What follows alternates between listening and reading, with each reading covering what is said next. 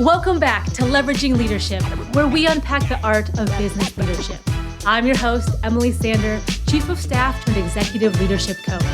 This show is all about finding your points of greatest influence and leveraging them to better serve those around you.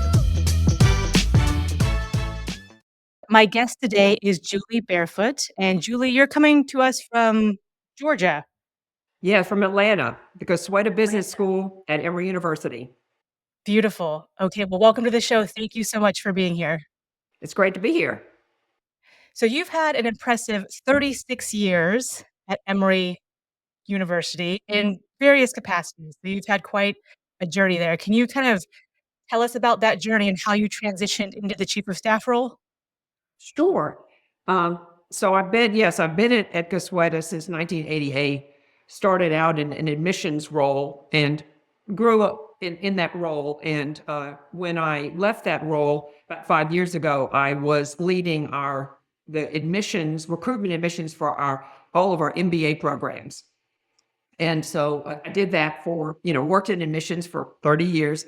Then I led our school centennial celebration for about 2 years. And then in January of 2021, our interim dean reached out to me because her chief of staff had gotten a really great opportunity at a university to be the chief of staff to the president. So obviously she took that job. And our interim dean needed a chief of staff and asked me if I would take on that role because I had, as you said, quite a bit of longevity at the school and, in different roles. As well. And so I thought about it, but I did actually have to ask what a chief of staff did because I wasn't really sure, and particularly, again, at an academic institution. So I got some details about those responsibilities to make sure that it was a good fit for me. And I thought it was. And so I said that I would serve for her. And I did for about a year and a half. And then our permanent dean was hired, who's my current boss, Gareth James, and then I became his chief of staff. And so that's how I've stayed in this role now for about 3.5 years. Wow. Yeah, and I love when you first got the role, you were like, what the heck is this thing Right. that I'm signing up for? Very, very common for chiefs of staff. And then you kind of mentioned deans and presidents and different things. Just for people who aren't familiar, can you just give a high level overview of a university? Absolutely. So the head of the university is the president. And in our case, it's a gentleman, Greg Fenves, President Fenves, and he reports to the Board of Trustees, which is a group of people that are selected or asked to be on the board who they're usually highly successful alumni, business leaders, can be major donors, any of those, those sort of elements, but certainly very accomplished people. And they are, sort of the final decision makers of quite a bit of sort of overall policy at the university. The second highest position at the university after the president is the provost. And he actually, and in this case, it's a man here, and he actually oversees all of the academic functions of the university. And so what sometimes people are surprised to hear is that the deans, so there's a dean, so the leader of each school is a dean, the dean of the business school, of the law school, all these, arts and sciences, at like a school like at Emory. And that person actually reports to the provost, not to the president. So it's kind of, that always surprises.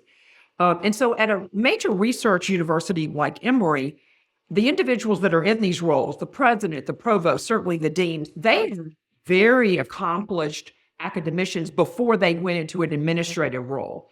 They typically almost always have a PhD from a prestigious university. They always gain tenure. In many cases, like my boss has written a book, a very well-regarded, like the seminal book on business statistics that's his area of expertise. So, and each unit of a business, of the university, operates really on their own, meaning that my boss has budget responsibility for the school, and they're responsible for the revenue, but also controlling expenses and things like that.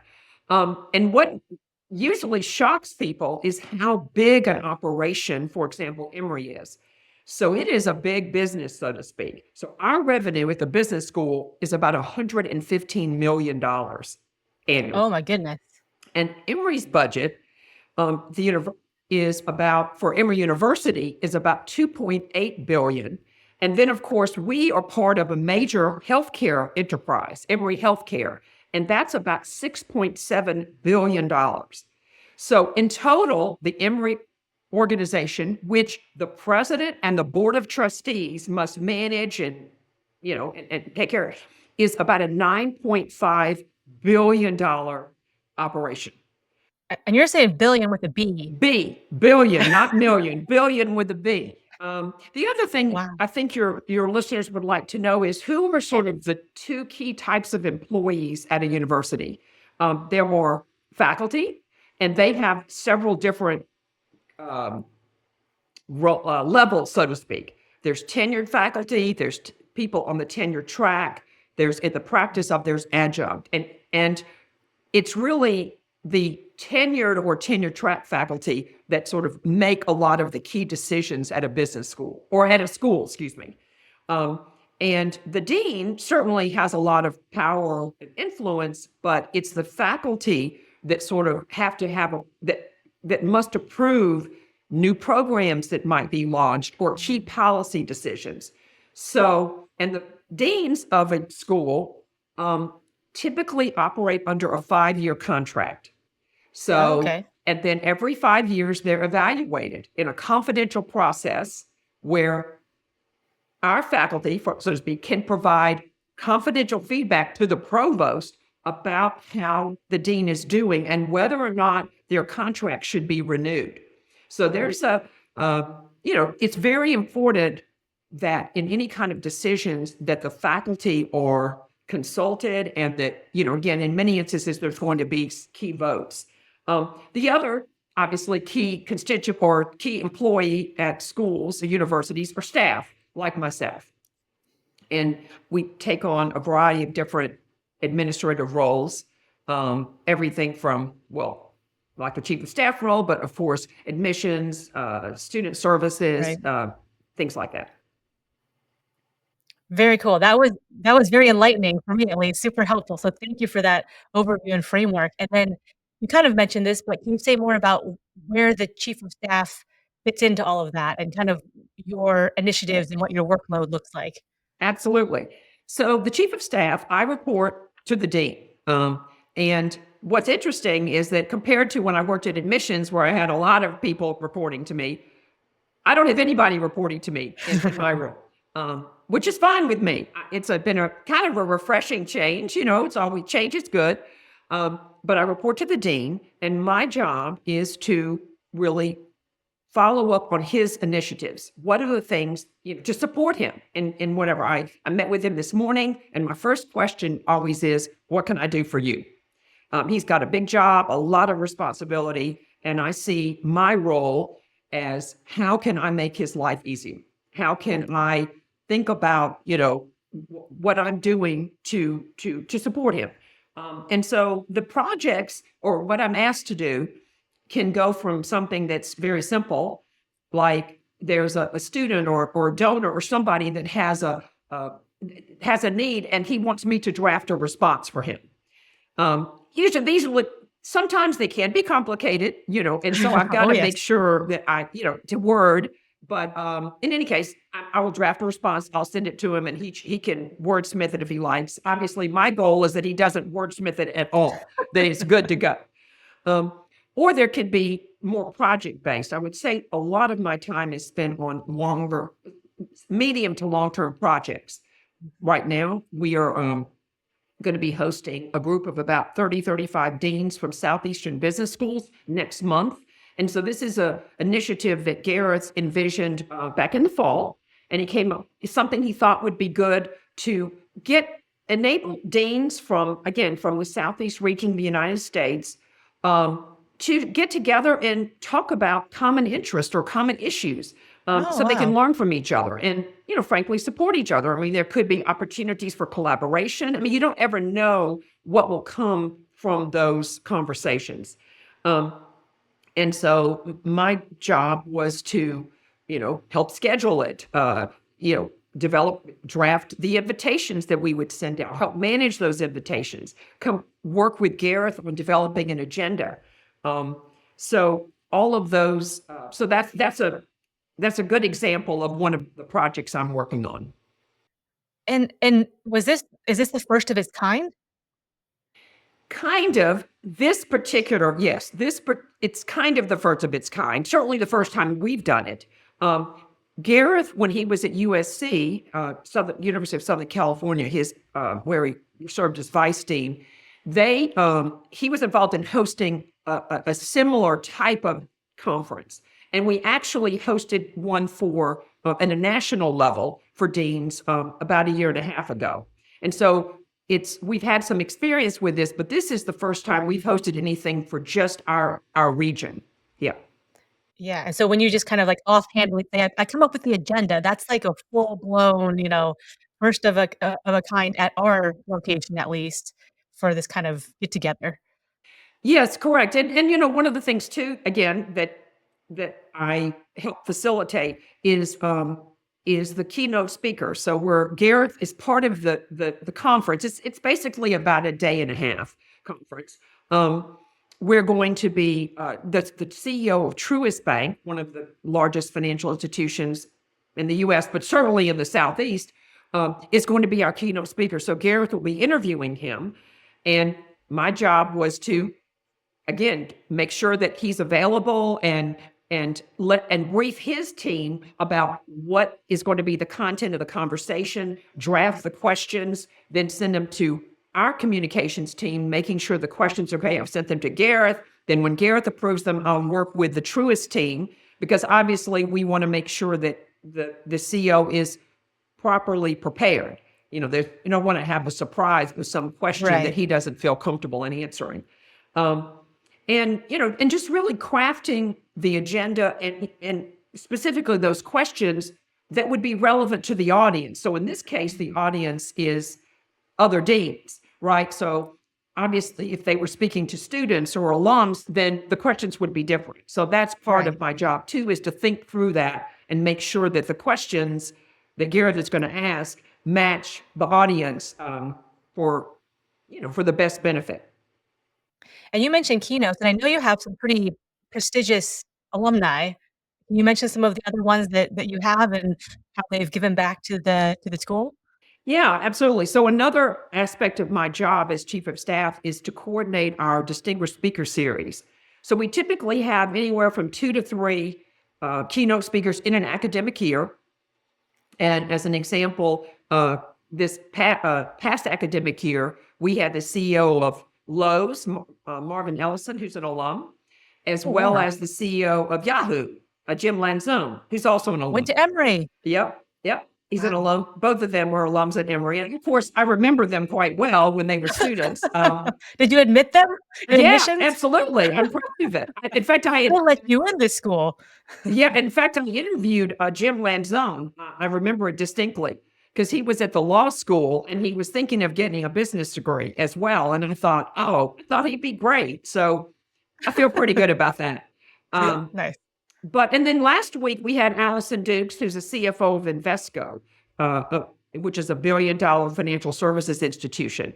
So again, my job there that is project based, meaning it's everything from, getting the date scheduled, making sure, again, that situation's different because the audience is really our students. We're trying to give a really meaningful opportunity for our students to hear from business leaders and hear about the decisions they have to make and how they think about the future of their organizations, their leadership style, and hearing about their career journey. And it's so wonderful because they share with our students, this is what, if I could go back to my 22-year-old self, this is what I would say. So my job is to, from start to finish, is to make sure that event goes smoothly. And I work closely with my colleagues in the offices to make sure that the time and the date for the event is best for our students to encourage their attendance. So that's just another example of one of my responsibilities. So you're the conductor for all the behind the scenes. You're kind of quarterbacking that whole process, which you mentioned in one of our previous conversations, even like the security for some of these individuals has to be coordinated. Oh, yes. Yeah. And they go through walkthroughs. So you know, for example, before Allison Dukes came on campus, the Invesco security individual, he wanted to meet with me and we literally did a walkthrough with the building. Again, everything is Oh, fine, but wow. I also have to work with the Emory security. Um, Everything went smoothly. Thank goodness. Everything is fine. But it's Good just, job, Julie. yeah, yeah. It's just, it actually is one thing that makes the job really fun for me because every day is different. And, if you'd asked me 2 years ago or 3 years ago, oh, would you be meeting with security people of Lowe's? And I'd be like, what? No. But it's a lot of fun. And it makes every day is new and different. That's awesome. And you mentioned some of the other departments and other aspects of the university you collaborate with. How is there are there other chiefs of staff at the dean level? How do you reach out? Like, do you still have connections at admissions? How does that whole ecosystem work?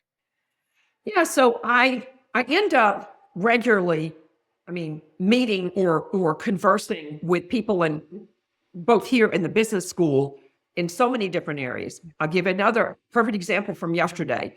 Uh, the one of the deans or the dean of the university, Seoul National University, which is a premier university in Seoul, Korea, wants to come and wants to visit our campus. We've had a longstanding partnership with them, exchange programs with students, and so they want to come in May. So they reached out to my boss and said, "Oh, could we come and visit?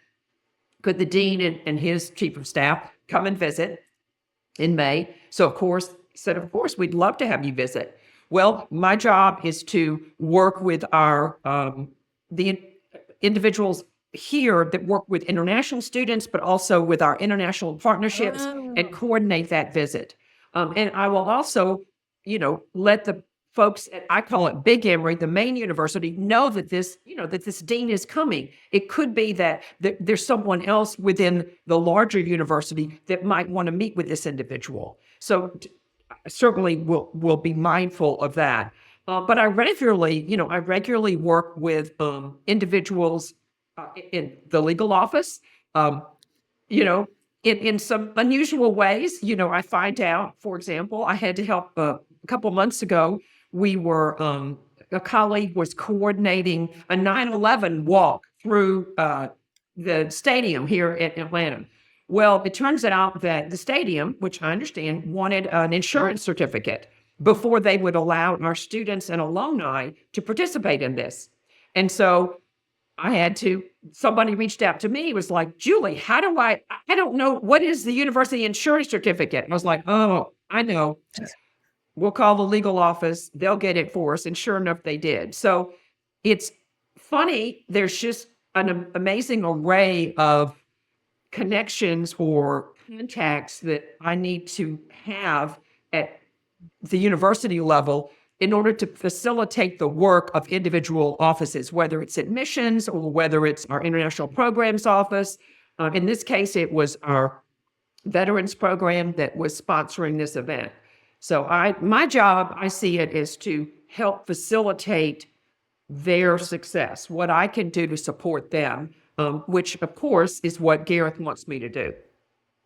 Yes, that makes a lot of sense, and I'm sure that you have so many connections just by virtue of you being there for such a long time, but I'm wondering too if you make a proactive effort to go, I don't know, to different seminars or different meetings that they're open to different people just to further build those connections and make new relationships.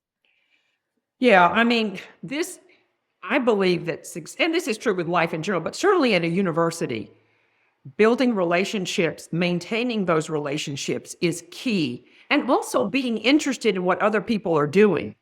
So, you know, you I can't go to all the events that we have, but I try to learn about them. But many I do try to attend. We, again, about 2 weeks ago, we had a guest on campus that Garrett's an individual. He's president of a division of the American Express Company, and he was a guest speaker in class. Again, I had helped coordinate and facilitate that visit. And or the engagement with these students in a class. And so I felt it was important that I attend the class so that I know how it went, and then I could also steward that relationship after the fact. So I did. It was absolutely fascinating. I learned a lot about American Express, um, a little stuff about the credit card industry that I didn't know, and it was in a strategy class. And so I think, being curious, wanting to know what your colleagues do, wanting to know about faculty research, all of these things are helpful to you in a chief of staff role. I think being a lifelong learner is great, and like just as a life skill, right, in any profession, but certainly it lends itself well if you're working at a university, so you have opportunities like that, which is amazing, which is so fantastic. I'm wondering, you've been at Emory for 36 years, and you've mentioned some of the illustrious alumni that you knew way back when they were little kiddos trying to figure out their way in the world.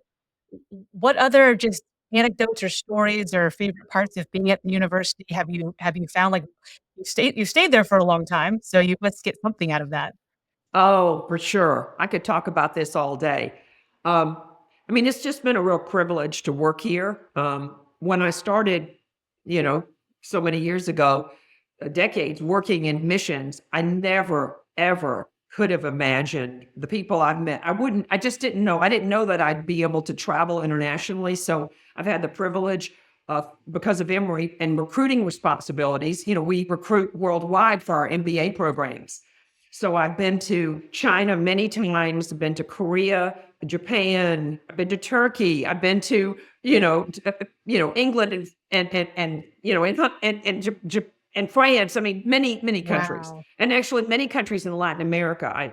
And it's just been amazing. You learn so much about other cultures and people. And of course, I've also been able to stay in touch with our alumni. So, for example, I would go every year to Japan and Korea because we have a strong alumni base there. And I would recruit students, but also host alumni dinners.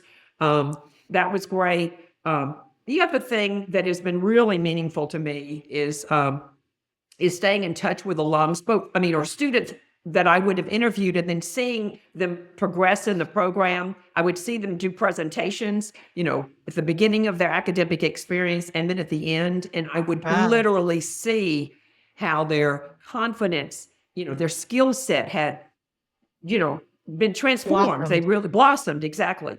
So that's really meaningful. And then through LinkedIn and some other, opportunity, I get to see what they're doing, and see them, the promotions they get and the jobs that they take. It's super fun for me to see them thrive and to see them realize their career goals that they may have shared with me in their interview. So that's just a favorite part of the job. Oh my gosh, my, like, heart, like, warms up as you even speak about that. That's so amazing. Um, how do you interact with other chiefs of staff, whether at Emory or different universities? You first got into this role and you're like, "What the heck is a chief of staff in higher education?" Have you, like, I mean, you clearly are doing a good job at your role now. Was that a proactive process? Did you try to learn from others, or was that just trial by fire? "Let me try this, and then let me try that." It's a great question. I have to say that I did talk to the USC chief of staff, where my boss, where Gareth had been before. But what I learned is that and she was just terrific, by the way, very open. But what I learned is that the way they had structured those responsible for what she was doing was really quite different from what I was doing. And I think part of it is um, because I've been here so long, I sort of take on some other unique things. Well, I think there's two reasons. Number one is I've been here so long, I end up doing things that a lot of chief of staffs don't do at other universities. For example, because I know so many of our alumni, I give advice to faculty or our alumni team about speakers and people that could serve on conference, be keynote speakers at our conferences. And I will reach out to them and sort of facilitate that. But I could do that because I actually knew them. I've known them for 20 or 30 years. Um, the other reason is, and this is really a compliment to both of my bosses, our deans, is that Gareth and his predecessor, Karen, were very self-sufficient. So a lot of deans, a lot of chiefs of staff are putting together PowerPoint presentations and drafting things like speeches. And certainly Gareth, given he's a statistician by training, he is wicked smart with technology. No, he does not need my help to do any of that. So I think that's why my role is a little different than maybe some other chief of staffs. So I tend to be a little more outward facing, maybe a little more engagement with alumni, a little bit more facilitating things with colleagues because they know me and they'll ask me for their help on different things, and I help out. And as you approach your well-deserved retirement, what would you say to someone who's looking into getting into a university setting or becoming chief of staff there? What advice or, I made this mistake, please don't do that, learn from me type of advice would you give? Well, I would say that there are two things they need to be aware of. And I tell this, by the way, to any new staffer that comes into the business school. I'm often asked to coach people about how to be successful. And that it's very flattering for me. But I think, the number one thing they need to know is that faculty are the decision makers at a university. So staff, and I'm very proud that I have an associate dean title, but the bottom line is I'm not a faculty member. I will never be a faculty member, and that's okay with me. I'm very happy being, chief of staff, associate, but I think that sometimes staff think that they are going to run the university or run the business school. And we support and facilitate the work of faculty. And that's what our role is. As I said, I'm fine with that. I am happy to support their work, to elevate their work, and certainly, obviously, of the deans. But I think so that sometimes has been actually a little bit of a friction because we do recruit staff members that come, they've been partners at top tier consulting firms. Oh, okay. Okay. That's happened more than once. And some of them are able to make the transition and some of them are not because they can't fully appreciate what that means. That the faculty really run the business school or the key decision makers. And then the second thing I would say is that it's very important that you realize that compared to a comparable level, maybe to company, you don't have as much administrative support. So as I like to tell people, I'm both a strategic thinker and executor of projects, but I'm also a worker bee. So, I'm totally fine with, helping set up, move tables around if we're having an event and that help needs to be done. So you kind of got to do whatever it takes to get a job done because we are at a university. And so, I want to be a good steward of our resources and things like that. And I guess one other point I would make, and we talked about it earlier, but it's the importance of maintaining good relationships. It's just, you don't ever know who can help you out.